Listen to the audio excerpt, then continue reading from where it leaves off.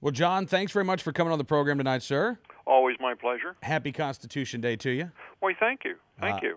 And I thought it was interesting at DelawareOnline.com today. They had an article by, I guess, a 30-year veteran of the Wilmington Department of Police talking about gun reporting laws and how they don't infringe on the Constitution.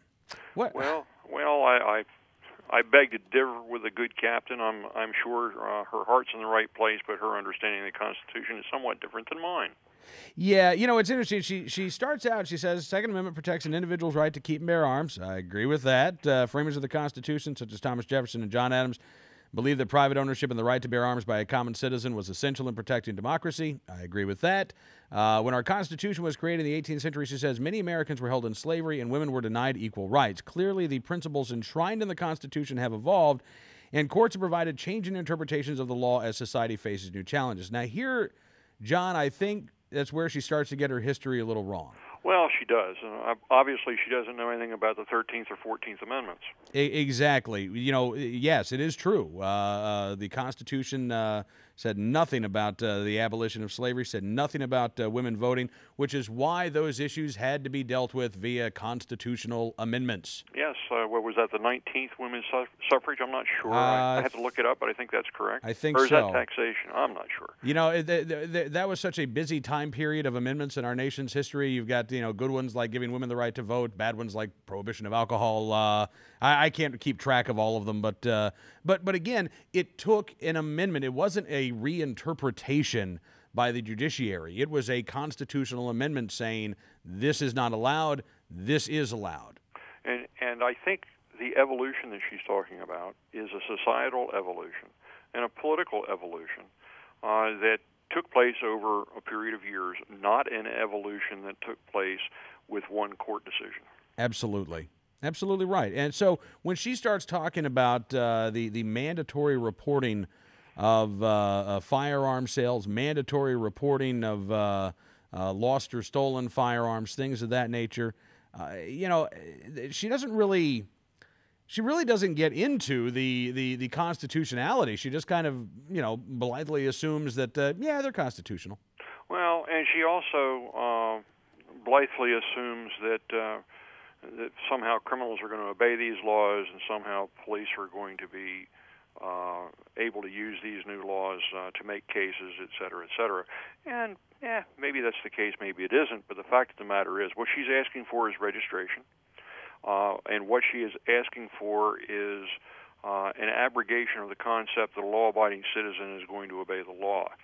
By mandating that people report lost and stolen firearms, we've looked at these laws where they've been in effect other places, where they've been proposed other places, in fact, where they've been proposed here in Delaware. Mm-hmm. And basically what they're saying is we're going to treat this kind of property, this particular piece of property, this particular tool called a firearm, differently than we are any other form of personal property. It is not required that you report your automobile stolen. It is not required that you report your prescription stolen. It is not required that you report your jewelry stolen, your money stolen, or anything else stolen, including your lawnmower.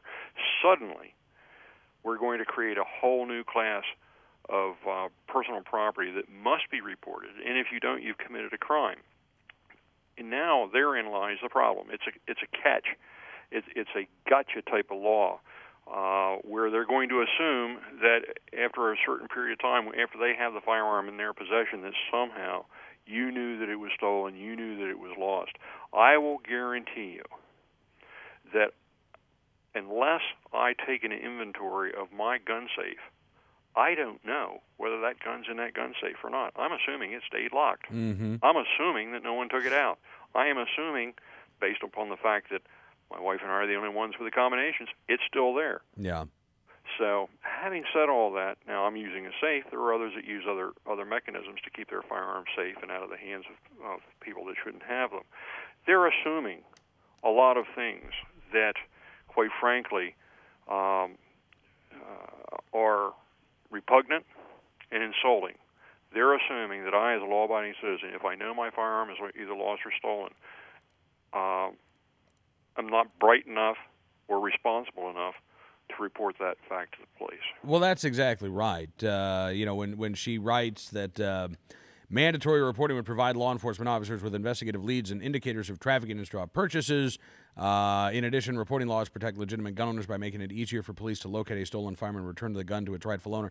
I'd like to know, and maybe the good captain could provide this information for us. In Wilmington, Delaware, last year, of the firearms that were recovered in the hands of criminals that turned out to be stolen there in Wilmington, how many had not been reported stolen? Interesting question. And of course, their answer is going to be, well, so-and-so's girlfriend who got locked up for this, and they're assuming that the straw purchasers are going to report these things stolen or not, as the case may be, and therefore they're going to make the case against straw purchasers, which, by the way, I applaud that concept. However, what I don't applaud is the assumption that because something strange happened in my household of which I wasn't aware, perhaps I was on vacation, perhaps not even home, when this time frame that they're going to write into these laws at 10 days, 12 days, 1 week, 5 days, 10 hours, whatever it might be, that within 10 hours of when I knew or should have known that it was missing, was that 10 hours of returning home from a vacation in Arizona? I don't know what that means, Cam, and quite frankly, I doubt seriously that they do either. But they're going to charge somebody. You watch. These kinds of laws lead to making honest citizens criminals by default. And it's unfair. It's unconstitutional. It defies logic, except perhaps in the mind of a police officer who is frustrated because he or she can't make the case that they know ought to be made. Yeah. Been there, done that. I didn't serve for 30 years. I served for 20. I didn't work in the city of Wilmington. I did work in the city of Dover. And I can tell you there were times when I would have liked to have had this information. However, in my heart of hearts and in my experience, I can also tell you that information, even if I had it, probably would not have led to an arrest. Well, and that's, you make a very good point, John, because we've seen in Pennsylvania, for instance, a number of municipalities, including Philadelphia and Pittsburgh, pass these local lost or stolen ordinances, despite the fact, I believe, that these local ordinances violate Pennsylvania's statewide firearm preemption law. But the communities that have passed these laws, don't think that. They pass these laws, they're on the books, and yet it's been almost 2 years since Philadelphia passed this lost or stolen law. They've not charged anybody. Pittsburgh, Pennsylvania, it's been over a year. They've not used this one single time. So, for these advocates of these lost or stolen gun laws to say, oh, they're desperately needed, it's a great law enforcement tool, it doesn't seem to be used in the places that have this law in the books. In California, they've had this law in the books in cities for decades. And again, no evidence that it's ever been used to actually do what they say it will do. Well, and then my question to you is, if it's not been used to say what they say it'll do, has it been used to wrongly accuse law-abiding citizens who, quite frankly, did nothing wrong but still didn't know that their firearm had been taken from the home? And honestly, John, I don't know of a single case in which that has happened either. Frankly, I think what happens is they put the laws on the books. It's the soundbite solution. We're getting tough on crime. If the opportunity always exists for a law-abiding gun owner to get charged.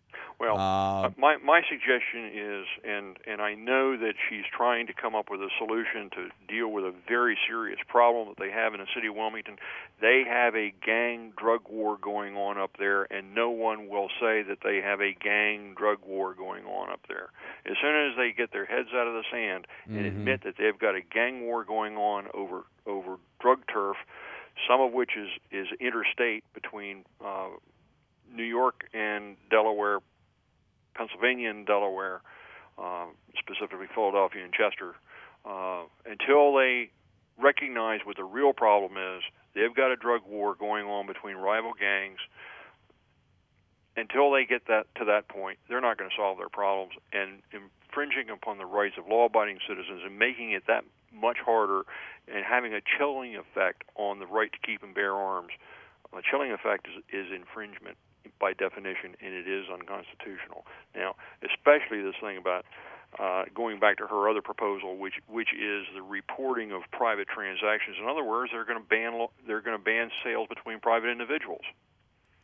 They're going to register firearms. That's what this is all about. This is about registration. Yeah. Now, whether that's constitutional or not, we'll wait for the court to say. But I can tell you right now, you and I both know there are only two reasons to register. One is to confiscate, and the other is to tax. Absolutely. And I don't think any of us want either one of those things to happen. Yeah, I think I think you're right, John. So, having said all that, my hat is off to Captain Dietz. She wrote a wonderful column. Unfortunately, one, she doesn't know the law. Two, she doesn't know history. And three, I suspect that she hasn't properly identified the law enforcement challenge that currently exists in the city of Wilmington. John Sigler, NRA past president, retired police officer from Dover, Delaware, police captain from Dover, Delaware. Thank you so much, sir, for joining us on the program tonight, and look forward to doing it again very soon. I look forward to it, and have a good weekend. Thank you, sir. Thank you.